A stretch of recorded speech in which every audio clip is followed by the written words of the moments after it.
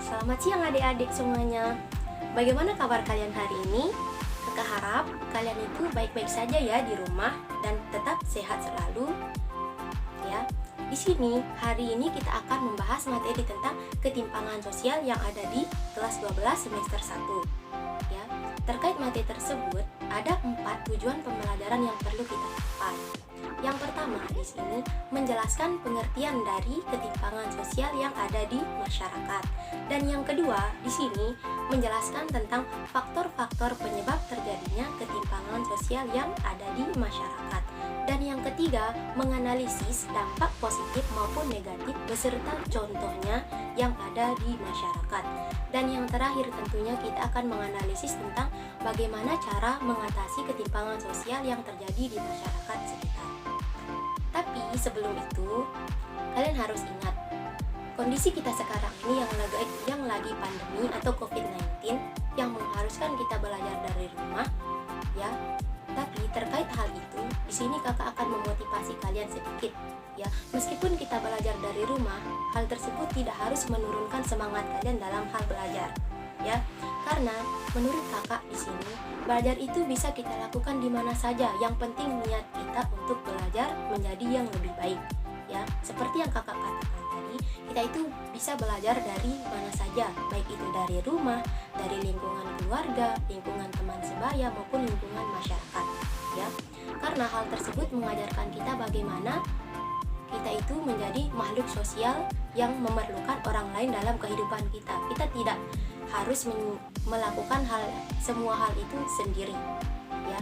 Baik, kita langsung masuk ke materi. Hari ini seperti yang sudah kakak jelasin tadi, kita akan membahas tentang materi ketimpangan sosial, ya. Sebelum itu, apakah ada yang tahu apa sih ketimpangan sosial tersebut? Pengertiannya apa? Faktor-faktor pendorongnya apa? Bentuk-bentuknya seperti apa? Dan bagaimana cara mengatasi ketimpangan sosial tersebut? Ada yang tahu? Oke, baik, kita langsung bahas saja ya. Yang pertama di sini pengertian dari ketimpangan sosial. Ya.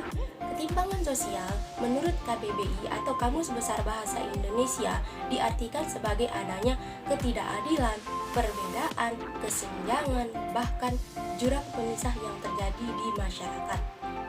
Secara umum, ketimpangan sosial dapat diartikan sebagai adanya perbedaan ataupun ketidakadilan di dalam pemanfaatan sumber daya alam yang ada di masyarakat itu sendiri. Oleh karena itu, hal ini tentunya bertolak belakang dengan sila kelima yang berbunyi keadilan sosial bagi seluruh rakyat Indonesia. Baik, kita lanjut ke faktor-faktor pendorong terjadinya ketimpangan sosial. Ya, di sini faktor-faktor terjadinya ketimpangan sosial tersebut ada dua, yaitu berasal dari internal dan eksternal.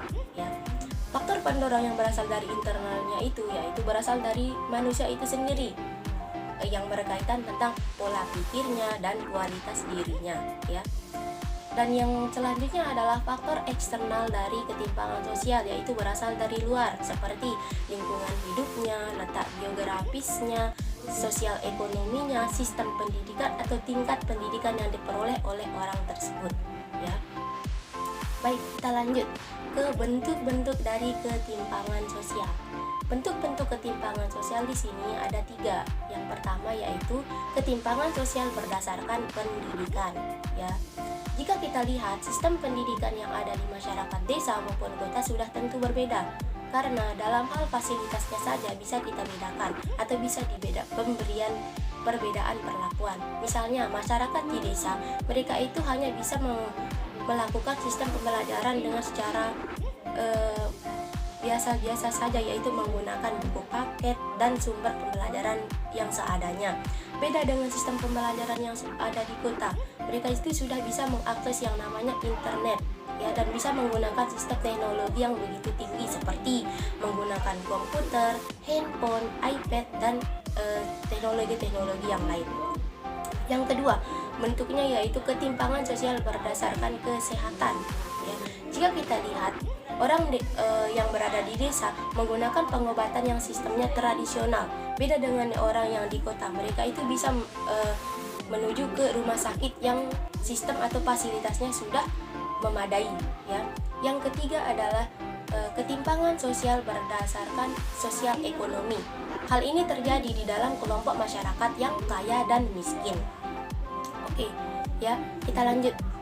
Dari pembahasan sebelumnya, kita akan membahas tentang dampak akibat adanya ketimpangan sosial ya. Di sini, dampak dari ketimpangan sosial tersebut itu bersifat dampak, ada yang bersifat positif dan ada yang bersifat negatif.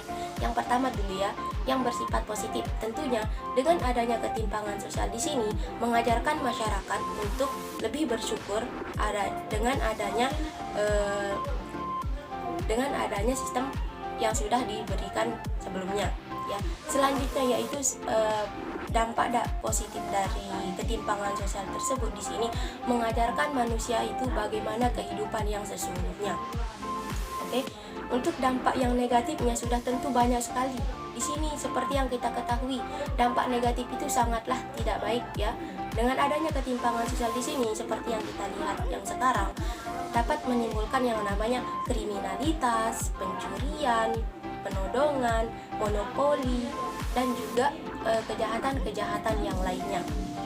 Ya, oleh karena itu di sini dengan adanya dampak-dampak yang bersifat negatif tadi, tentunya pemerintah ataupun masyarakat membutuhkan yang namanya cara bagaimana mengatasi ketimpangan sosial yang terjadi di masyarakat tersebut.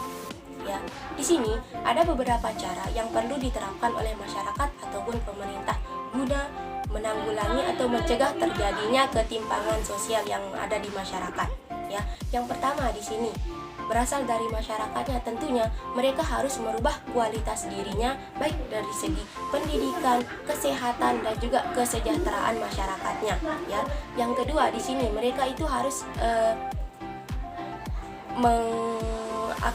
mengedepankan nilai-nilai atau norma-norma sosial yang ada di masyarakatnya.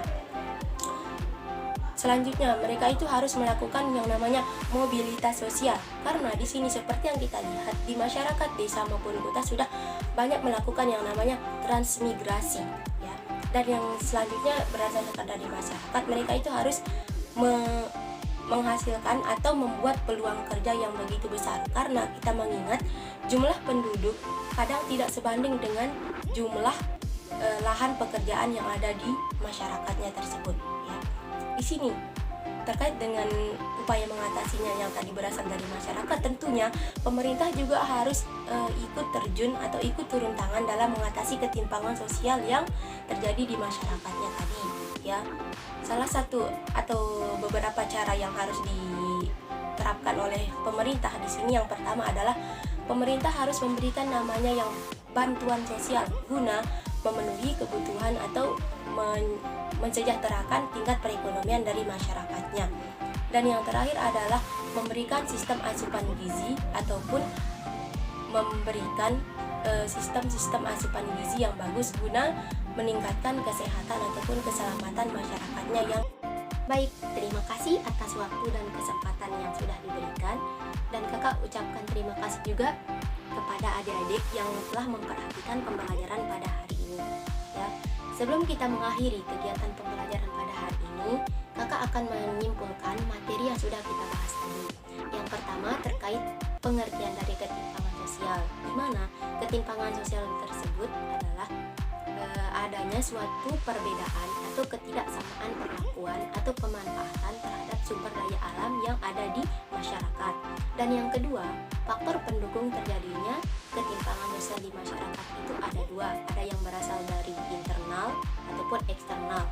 Ya, yang ketiga di sini ada dampak dari ketimpangan sosial tersebut. Di sini dampaknya itu ada yang bersifat negatif, ada yang bersifat positif. Dan yang terakhir yaitu upaya mengatasi ketimpangan sosial yang ada di masyarakat, baik itu yang berasal dari masyarakatnya ataupun dari pemerintah. Salah satunya seperti yaitu meningkatkan kualitas penduduk baik dari segi pendidikan, kesehatan maupun pemberdayaan masyarakat yang ada di lingkungan sekitarnya. Ya, baik, itu kesimpulan dari materi yang kita bahas pada hari ini. Kurang dan lebihnya kakak mohon maaf. Jika ada yang ingin ditambahkan bisa saja. Ya, kakak ucapkan terima kasih. Wabillahi taufiq wal hidayah. Wassalamualaikum warahmatullahi wabarakatuh.